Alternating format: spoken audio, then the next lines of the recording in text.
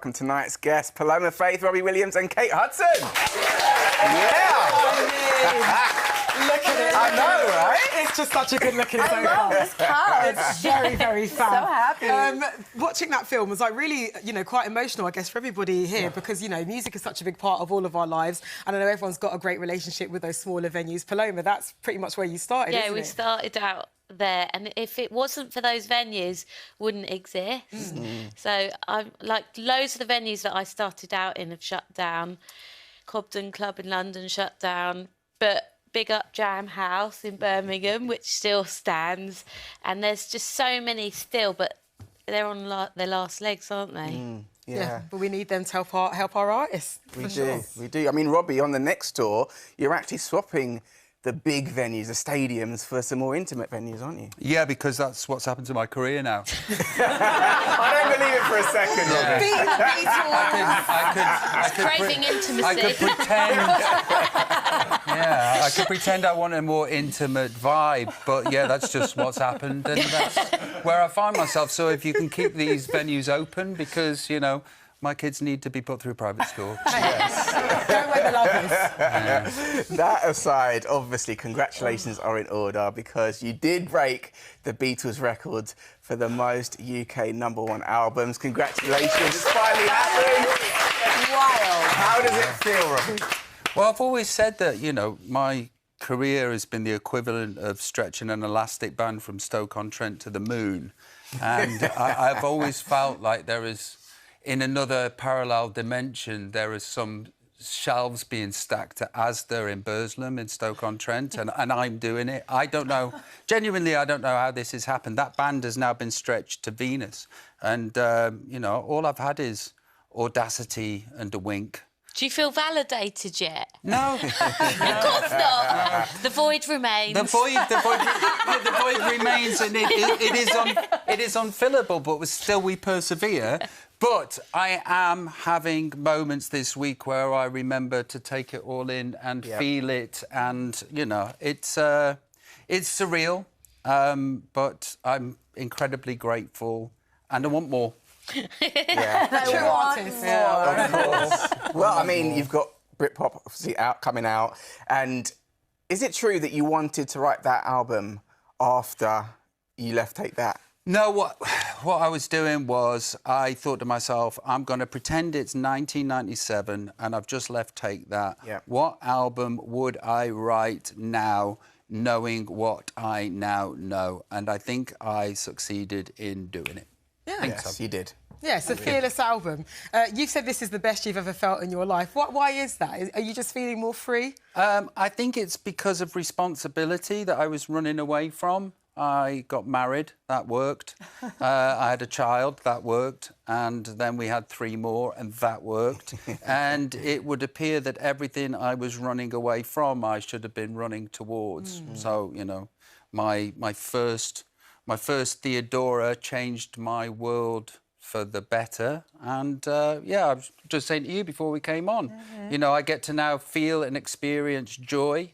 And it is because of responsibility and facing the fact that at some point you have to grow up. I'm not there yet, but I'm on my way. Growing up is good. It is. Growing up is good. It doesn't mean you have to not be playful and to have your fun. But growing up is a nice place. Being a grown-up is a nice place. Mentally, how old do you think you are? 20. 28. OK, mentally, how old do you think you are? 35, but I've been 35 since I was about 7. OK. I would say I'm like 28, but that my home body, like my domestic self has been like, I'm like a nona, like I'm like an old grandma. Yeah. Like I could sit and like knit all day and...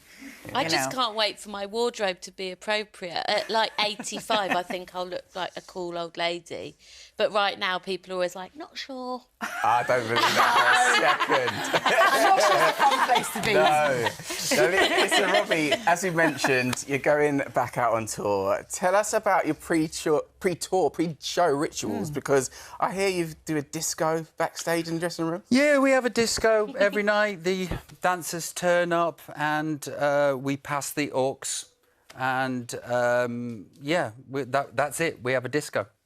I get my makeup on because I'm so 51 fun. now. Yeah, no, it's fantastic and it's fun. We have a disco and then I go and do my thing. Right on. Here's Robbie doing his thing. Don't Come on. forget, you can check out Robbie's new album, Britpop, and tickets for his upcoming tour are also available right now. Yeah, still to come. Paloma will be telling us all about Samuel L. Jackson's encounter with her neighbour's cat. And Kate will be revealing the nerve-wracking moment Neil Diamond gave his verdict on her rendition of Sweet Caroline. I knew this wasn't going to be... Singing. By the end of tonight, somehow he'll find himself on stage and I'll be singing Sweet Caroline with him. But we had so much fun. And speaking of that song, Sweet Caroline, I mean, it's loved by everyone in the UK. It's in our DNA, really, isn't it? Robbie, you had your dad join you on stage when you were touring, and I know he used to love that song, right, to perform for your fans. Yeah, my dad came and sang with me every night every night I was on tour for about 15 years, maybe longer. He would come out, steal the show, and wander back. Hi, Dad, if you're watching. Yeah, my dad's was a comedian, singer, compere, very charismatic, lovely man. Amazing, amazing. Well, you can watch Song Sung Blue in cinemas right now. Next, we are delving into Paloma's world, where she is back with her #1 hit podcast, Mad, Sad and Bad, and it sees guests open up to her about all sorts of personal topics. So this series, she's interviewing everyone from Richard E. Grant to self-esteem. Paloma, it's a great listen. Congratulations, because your podcast was top of the charts recently. How did it feel to be #1, baby? Well, it's rare for me in the UK to be #1 on anything, so I was just pleased it was something. Well deserved. It's a great listen. You downplay it, Paloma, because on the last series, you managed to get a Hollywood A-lister, Samuel L. Jackson, no less, in your living room. How did that all come about? He's amazing. Well, I knew him because I'd done him a favour before performing for a charity for him, and he grabbed my arm on the night and said, I owe you, and I'm not somebody who says that lightly, I mean it. So I cashed in a favour where he was performed on one of my albums, and then I thought I've probably cashed in that token, but then I called him again and I was like, I've got a podcast now, will you do it? And he said, I've never done one before, I'll probably never want to do one again, but I do have a day off filming tomorrow, so I could come tomorrow. Wow. So I just set it all up. And the funniest bit was he was in my garden and he took his shoes off. He was like, I like to feel my way around a place. He took his shoes off. He walked around my garden barefoot in the ends in East London. And the neighbour's cat came and sat on his lap. And he was just petting the neighbour's cat. And then the cat went back to its own home. And I know the neighbour still doesn't know that its cat was touched by God.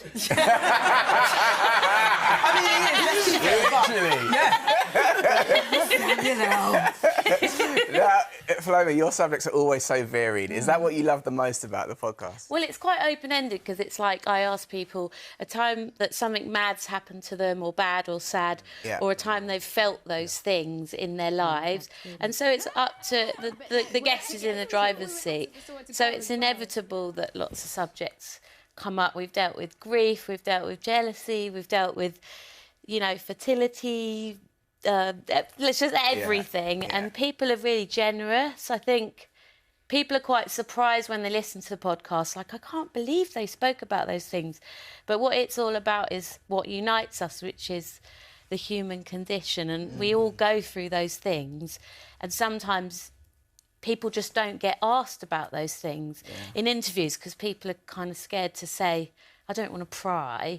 But actually, people are really willing and really generous when they come on and talk about life. And it's funny as well. And a bit wild sometimes.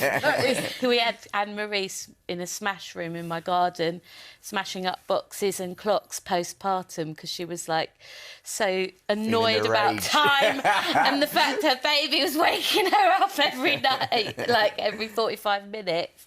So we had a little rage room in the garden for her. That's going to be you soon. Get that rage room ready. Laura has messaged in with a question for you, Paloma. She says, if you could have anyone on you wanted, who would be your dream person to have on the podcast? These two. No pressure. Happy to come. I love going on podcasts. I love it. I have one myself. I love it. I love doing it. It's so fun. It's nice because you get more of a long form. Please Yes. come. I'll be on it. I'm never here. He's just everywhere, isn't he? I just have so many I have so many things that we could talk about. What was your apart. maddest thing? What's your maddest thing? No, maybe your second maddest, because you'll come on to talk about your maddest. I don't think I can say it on this show. You can do it on the podcast. I'll do it on the podcast. I'll wait. Smart. Yeah. Now, just quickly, Paloma, all the guests you interview are in your living room. Yeah. What's the one house rule that you have? I don't really have house rules, but I prefer they take their shoes off. I know that's Yes. right. Most people do just come in barefoot or with their socks. Yeah. Sam did it, so everybody else got to do it. Yeah. You should get that on a plaque. Put it by the door. People can help themselves to snacks, whatever. I actually sometimes, like when I had Mel B, I was late for a show and she wanted to do it around the house and I just let her stay in my house and ran out and was like, bye, Mel. You let a Spice Girl loose in your Yeah, and I house. just shut the door. Wow. And Ruby Wax also stole some of my clothes. Oh, thank you so much. Thank you, Paloma. You can listen to Mad, Sad and Bad wherever you get your podcast now. Well, that's all we got time for. Thank you so much to Robbie, Kate and Paloma. Next week, we are joined by the amazing guests, including Michael Palin, Martin Clunes, Ralph Little and Davina McCall. Have a gorgeous weekend, whatever you're doing. See ya. Bye-bye.